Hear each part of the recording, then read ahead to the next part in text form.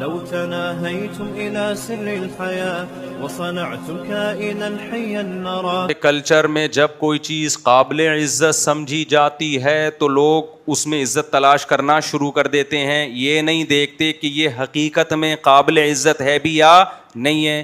اسی لیے اللہ نے ہمیں کلچر کی بھیंٹ نہیں چڑھایا بلکہ اللہ نے پیغمبروں کو بھیجا ہے. وہ پیغمبر آپ کو بتاتے رہیں گے یہ صحیح ہے اور یہ غلط. اب وہ گائے کے گوشت پہ بات آئی تھی کہ کلچر انڈیا کا کلچر کیا ہے, گائے کا گوشت نہیں کھانا. کتنا بڑا ہندوؤں نے اپنا نقصان کر لیا, کتنا بڑا نقصان کر لیا اپنے مذہبی لوگوں کی باتوں میں آ کے. ہم کسی کا مذاق نہیں اڑاتے کسی قوم کا, لیکن ہم ہندوؤں سے کہتے ہیں کہ تم کیوں اپنے مذہبی اسکالرز کی باتوں میں آ رہے ہو بھائی, جنہوں نے تمہیں گائے کے گوشت جیسی عظیم نعمت سے محروم کر دیا. کیوں آ رہے ان کی باتوں میں؟ کھاؤ کھلاؤ لوگوں کو. خدا حلال چیزوں کے پہ پابندی سے خوش. اللہ کو کیا ملے گا اس سے کہ, یا بھگوان جس کو تم اللہ کو تم بھگوان کہتے ہو, تو خدا کو کیا ملے گا کہ تم اس کا گوشت نہیں کھاؤ؟ اللہ کو اس سے کیا خوشی ہو رہی ہے؟ اللہ نے پیدا کس کے لیے کیا ان جانوروں کو؟ ہمارے لیے پیدا کیا. جب اس کا دودھ پیتے ہو, مرغی بھی تو کھاتے ہو نا. اگر ظلم ہے گوشت کھانا تو وہ مرغی کا گوشت کھانا بھی ظلم ہے, اور اگر ظلم نہیں ہے تو گائے کا گوشت کھانا بھی ظلم نہیں ہے. تو عرب کا کلچر تھا بتوں کی عبادت. کچھ چیزیں کلچر میں ٹھیک بھی تھیں, کچھ چیزیں کلچر میں غلط بھی تھیں. جو ٹھیک تھیں اسلام نے اس کو باقی رکھا. عرب کا کلچر تھا حج کے موقع پہ صفا مروہ میں دوڑتے تھے. جب اسلام دنیا میں آیا تو بعض صحابہ کے دل میں خیال آیا کہ یہ تو زمانہ جاہلیت کی رسم ہے, ہمیں اس کو چھوڑ دینا چاہیے. تو قرآن کی آیت نازل ہوئی, ان الصفا والمروہ من شعائر اللہ فمن حج البیت او اعتمر فلا جناح علیہ ان یطوف بہما. کہ یہ شعائر اللہ میں سے ہیں, جو بھی حج کرے گا یا عمرہ کرے گا اس میں چکر لگانے میں کوئی حرج نہیں ہے, اسے کوئی گناہ نہیں ملے گا. وہ یہ نہ سمجھے کہ میں زمانہ جاہلیت کی رسم پوری کر رہا ہوں, کیونکہ وہ رسم ٹھیک تھی. تو پتہ چلا بھائی کلچر کی ہر چیز غلط بھی نہیں ہوتی, کلچر کی ہر چیز ٹھیک بھی نہیں ہوتی. بعض لوگ کلچر کی بلا وجہ بھی مخالفت کر رہے ہوتے ہیں. اب کلچر کی بلا وجہ مخالفت, کلچر میں ایک ڈریس رائج ہو گیا ہے, آپ خامخواہ میں دوسرا اسٹائل کے کپڑے پہن کے گھوم رہے ہو, ایک عجیب ہی لگ رہے ہو کہ یہ پتہ نہیں مریخ سے آیا ہے یا کوئی اور سیارے سے آیا ہے. جیسا لباس کا رواج ہے وہی والا لباس پہنو بھائی. سمجھتے ہیں کہ نہیں سمجھتے ہیں؟ میں جب عرب ملکوں میں جاتا ہوں تو کوشش کرتا ہوں وہ جو ان کا جبہ ہے نا وہ پہنوں. وجہ اس کی ہے کہ بات کہنے میں اچھا تو نہیں لگ رہا, آپ لوگ بھی محسوس نہ کر جائیں, شلوار قمیض میں نا عرب ملکوں میں ایسا لگتا ہے جیسے چندہ مانگنے آیا ہوا ہے آدمی. معذرت کے ساتھ, ہمارا ڈریس ہے, میں فخر ہے اس پہ, لیکن پتہ نہیں ایسا غریب غریب محسوس کیوں ہوتا ہے. شلوار قمیض بہت اچھا ڈریس ہے, لیکن ہم نے چندے مانگ مانگ کے ڈریس کو کیا کر دیا ہے.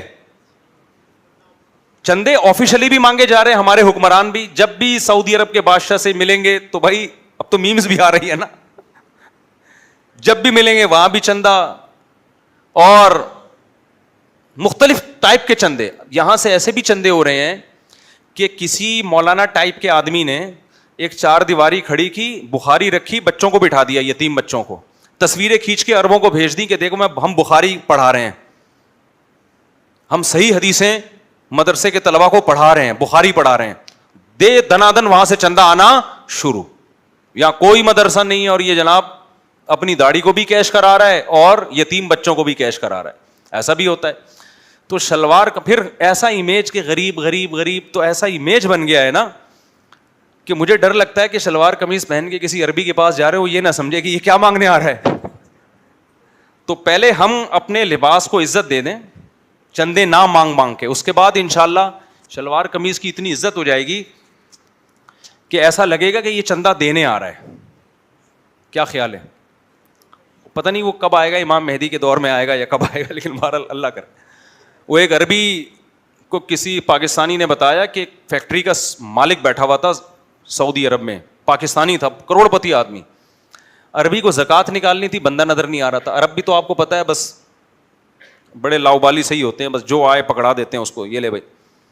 تو اس کو نظر آیا شلوار قمیض میں بندہ بیٹھا ہوا ہے نا, یہ گیا اور ایسے نوٹوں کی گڈی نکالی, بولا یہ زکوٰۃ یہ لے. اس نے کہا بھائی میری فیکٹری ہے پاکستان میں بہت بڑا آدمی ہوں, مجھے نہیں چاہیے. اس نے کہا غریب آدمی ہے, یہ رکھ لے. غریب آدمی رکھ لے. عربی نے سوچا کہ یہ سفید پوش غریب ہے.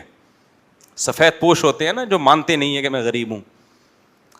اس نے کہا بھائی میں فیکٹری کا مالک ہوں, اللہ کے بندے, مجھے کیوں زکات دے رہا ہے؟ اس نے کہا بھائی غریب.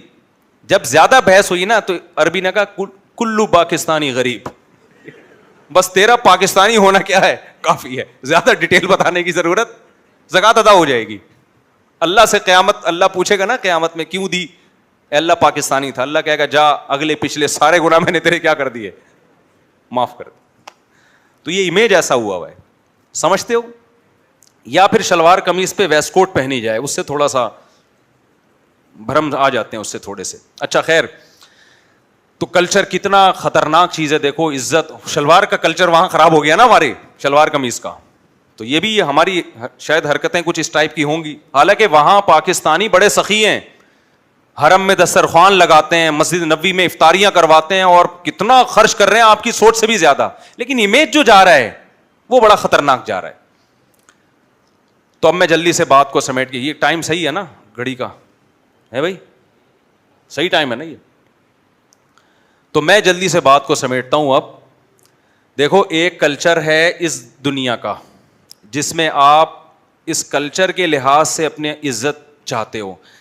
قرآن بار بار کہتا ہے ایک میدان حشر کا بھی ایک کلچر ہوگا. سورہ واقعہ میں اللہ نے فرمایا نا خافضۃ الرافعہ, جب قیامت قائم ہوگی تو بہت سے عزت داروں کو ذلیل کر دے گی اور بہت سے ذلیل لوگوں کو عزت دے گی.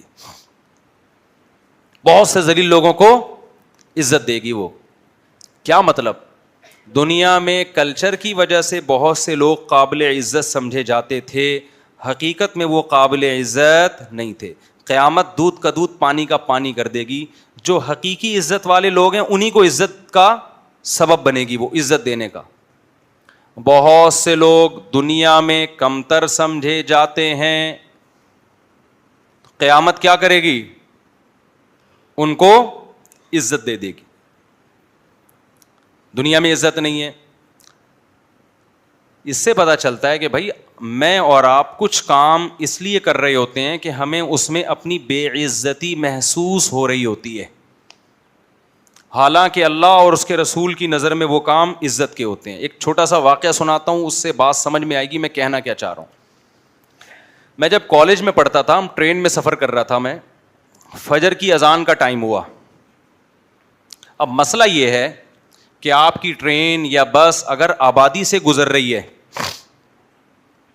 جہاں اذانیں ہوتی ہیں تو فرض نماز پڑھنے کے لیے پھر اذان کہنے کی ضرورت نہیں ہے. صحابی رسول کا قول ہے اذان الحی یکفینا, محلے کی اذان سب کے لیے کیا ہو جاتی ہے؟ کافی. مثال کے طور پر آپ گھر میں اگر فرض نماز پڑھ رہے ہیں تو اذان تھوڑی کہتے ہیں, کیوں بھائی مسجد میں اذان ہو چکی ہے. لیکن اگر آپ کہیں جنگل میں جہاں اذان نہیں ہوئی تو آپ اکیلے بھی نماز پڑھ رہے ہو تو سنت مؤکدہ ہے اذان دینا, وہاں آپ کیا کریں گے؟ فرض نماز کے لیے کیا کریں گے؟ اذان دیں گے. اب ہم چونکہ تھوڑے سے ماڈرن ٹائپ کے تھے اس وقت کالج میں, جیسے لونڈے لپاڑے ٹائپ کے ہوتے ہیں, کراچی کے کالج ہو, ہم ایسے گھر سے نکلتے تھے نا, کالج پہنچتے پہنچتے راستے میں کوئی گولا گنڈا اور وہ خربوزے والے تربوز والا کوئی نہیں چھوڑتے تھے. ہم گنے کا رس پیتے پیتے آدھا ایک گھنٹہ لیٹ پہنچتے تھے کلاس میں. کراچی میں الحمدللہ یہ چیز بری نہیں سمجھی جاتی تھی کہ ایک گھنٹہ لیٹ کیوں آ رہے ہیں, بلکہ ہمیں ایوارڈ اس پہ دیا جا رہا تھا کہ آ رہا ہے بندہ, یہ بڑے بہت ہی زیادہ پڑھے لکھے ہیں کہ پہنچ رہے ہیں کلاس میں, سمجھتے ہو. اور کراچی میں اکثر یہ ہوتا ہے کہ کالج یا اسکولز میں کلاس آف ہونے سے پہلے ہی بچے نکل جاتے ہیں, یعنی آتے بھی لیٹ ہیں اور ابھی تھوڑا ٹائم باقی ہے, نکل لیے الحمدللہ. اب اس سے بھی زیادہ یہ میں بات کر رہا ہوں 89-90 کی, 90s کی بات کر رہا ہوں. اب تو الحمدللہ بہت ترقی ہو گئی ہے. اب تو 2 سال تک طالبین کو پتہ ہی نہیں ہوتا میرا کالج ہے کدھر. طالبین کو کہا ٹیچر کو پتہ نہیں ہوتا. سندھ میں تو سندھ میں ٹیچر کو تنخواہ گھر میں مل رہی ہے, پرنسپل کی تنخواہ مل رہی ہے, جبکہ کالج یا اسکول وجود میں ہے ہی نہیں. بلوچستان میں بھی ایسے ہی, کیونکہ مجھ سے لوگ مسئلہ پوچھتے ہیں نا کہ مفتی صاحب میں گورنمنٹ ٹیچر ہوں اور مجھے تنخواہ ملتی ہے تو کیا یہ میرے لیے حلال ہے؟ تو میں کہتا ہوں اس میں حرام والی کون سی بات؟ کہہ رہے میں اسکول جاتا ہی نہیں پڑھانے کے لیے. میں کہتا ہوں بھائی یہ تو حرام ہے, آپ کیوں نہیں جاتے پڑھانے کے لیے؟ کہہ رہے میں کیسے جاؤں, ہے ہی نہیں اسکول تو کہاں سے جاؤں میں؟ میپ میں ہے, حقیقت میں نہیں ہے. اس وقت پتہ چلا کہ ملک ماشاءاللہ ترقی کی راہ پہ گامزن ہے, سندھ میں بھی, بلوچستان میں بھی الحمدللہ. پھر اس نے مجھے تصویر بھیجی کچھ دنوں میں, ایک چھوٹی سی 4 دیواری ہے, گدھے بیٹھے ہوئے اندر 5-6. اس نے کہا یہ اسکول ہے. اب یہ کیا کرے آدمی, ان کو کیا سمجھائے جا کے؟ حرام پھر بھی ہے وہ تنخواہ, اس لیے کہ جب کوئی چیز ہی نہیں ہے تو تنخواہ کس بات کی لے رہا ہے بھائی, تو ریزائن دے دے. ہوا و حرص والا دل بدل دے, میرا غفلت میں ڈوبا دل بدل دے.